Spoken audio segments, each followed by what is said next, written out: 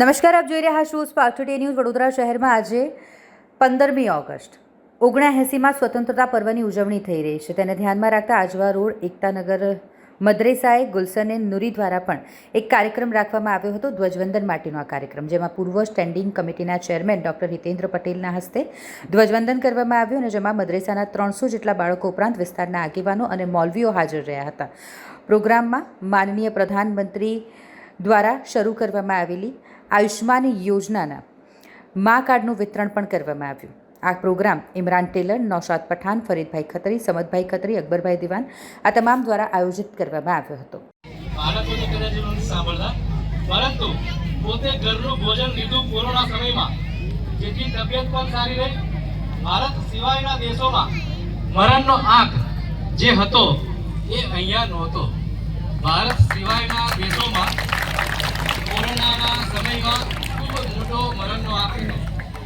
એના સાક્ષી આપણે કોરોનામાં સેફ કુટુંબની ભાવના અને પોતાના ઘરનો ખોરાક લેવાની જે આદત બની હતી એને આગળ બરકરાર રાખીએ એવી મારી તમને અપીલ પણ છે.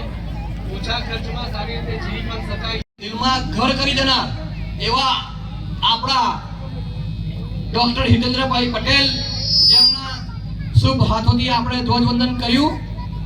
હું વિનંતી કરીશ નૌશાદભાઈને કે ફૂલહાર પહેરાવી અને સાહેબનું સ્વાગત કરશે. ઇમરાનભાઈને વિનંતી કરીશ કે સાહેબનું સ્વચ્છ બને એ માટે આપણે બધાએ જ કમર કસવી પડશે.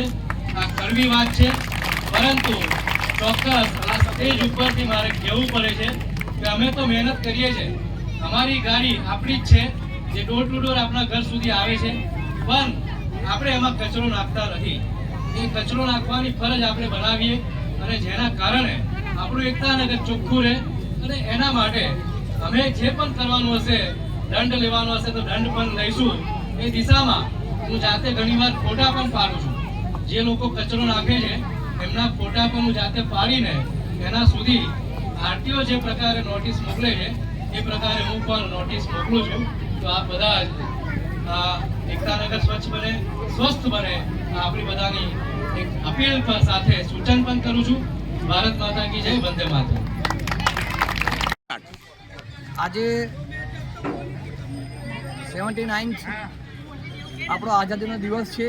એ નિમિત્તે મદ્રસે ગુલશન નુરી, મસ્જિદ રજા અને બીજા દારુલ ઉલૂમ અનવર મુસ્તફા જેવા મુસ્લિમ સંસ્થાઓ દ્વારા આજે અહીં ધ્વજવંદનનો પ્રોગ્રામ રાખવામાં આવ્યો હતો, જેમાં આપણા પૂર્વ standing chairman Shri doctor હિતેન્દ્રભાઈ Patel દ્વારા એમના શુભ હાથોથી ઝંડો ફરકાવવામાં આવ્યો હતો અને વિસ્તારના આગેવાનો, મદ્રેસાના બચ્ચાઓ અને તમામ લોકો ભેગા થઈને આજે આ સરસ પ્રસંગ ઉજવ્યો છે. આ પ્રસંગમાં ઉપસ્થિત તમામ આગેવાનો, દોસ્તો, વિદ્યાર્થીઓનો અમે આભાર માનીએ છીએ. આપનો પરિચય સર? ફરીદભાઈ ખત્રી, પ્રમુખ મદ્રેસા ગુલશન નુરી. આપણા એરિયામાં માનનીય મૃદુ અને મક્કમ મુખ્યમંત્રી અચાનક આવ્યા હતા, એના સાક્ષી પણ છે આપણે. એ વિસ્તારમાં પણ આ ચોમાસું જેવું પતશે એવું 3 રસ્તાથી છેક મસ્જિદ સુધી નવો રોડ પણ મંજૂર થઈ ગયો છે. એનું ખાતમુહૂર્ત કરવાની જરૂર નથી, કામ જ કરવાનું છે. એટલે ચોમાસું વીતશે એટલે તમને જે રોડની તકલીફ હતી એ પણ ખૂબ સારી રીતે પૂરી પડવાની છે. પછી કાળજી આપણે રાખવાની છે. સ્કૂલ પણ નવી બની રહી છે, અહીંથી બિલ્ડિંગ પણ દેખાઈ રહ્યું છે. એ પણ આવનાર 25 ડિસેમ્બર અટલજીના જન્મ દિવસે એનું ઉદ્ઘાટન થાય એવો અમારો સંકલ્પ છે. તો ખાસ કરીને આપણી વચ્ચે આવવા મને હંમેશા આનંદ પણ થાય છે અને જે પ્રકારે આ બધા કાર્ય કરી રહ્યા છો મને ખૂબ વિશ્વાસ છે કે ચોક્કસ એમાં ખુદા ભગવાન બરકત આપશે. તમે બધા સાક્ષી છો. અત્યારે પહેલા મને બોલવાનું કીધું હતું, બરાબર? હા કે ના? પહેલા મને બોલવા કીધું હતું, પરંતુ મેં એવું કે મને ખબર નથી કે આ સર આટલું બધું લઈને આવ્યા હશે કાગળ, બરાબર? કે સરે પણ તમારી વચ્ચે જે વાત મૂકી જાણવા લાયક હતી. મને પણ પહેલી વાર જાણવા મળી કે જે પ્રકારે ભારત દેશમાં આઝાદી માટે દરેક ધર્મના લોકોએ પોતાનું ક્યાંક ને ક્યાંક બલિદાન આપ્યું છે.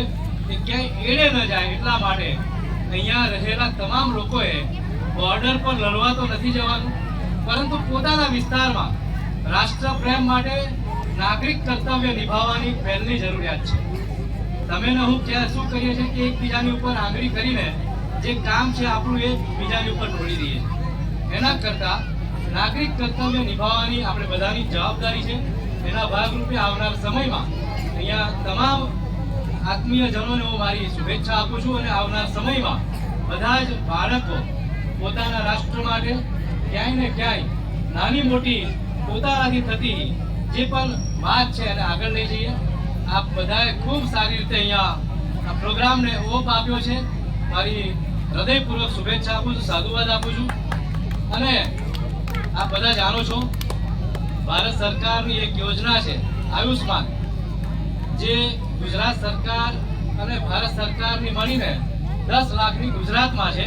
આખા ભારતમાં 5 લાખની યોજના છે, પરંતુ ગુજરાત સરકારના પણ વધુ 5 લાખ મળીને ટોટલ 10 લાખની સારવાર માન્ય હોસ્પિટલો, જે પ્રાઇવેટ હોસ્પિટલો એમાં સારવાર મળે છે. જે મોટા રોગ હોય છે એના માટે આ સારવાર મળે છે. વધારે કહેવું નહીં, કારણ કે બચ્ચાઓ થાકી ગયા હશે. કેટલા વાગે આવ્યા હતા તમે? 8:30. તો વધારે સમય નથી થયો ભાઈ. જે પ્રકારે માન્ય હોસ્પિટલોમાં સારવાર મળે છે, તમે ને હું સાક્ષી છે. વ્યસનની વાત કરીશ, થોડી શાંતિ રાખીએ. ભારત માતા કી. જે પ્રકારે આજકાલ વ્યસનની પણ એક વાત કરું, આ સમાજમાં વ્યસન ઓછું છે, હું જોઉં છું.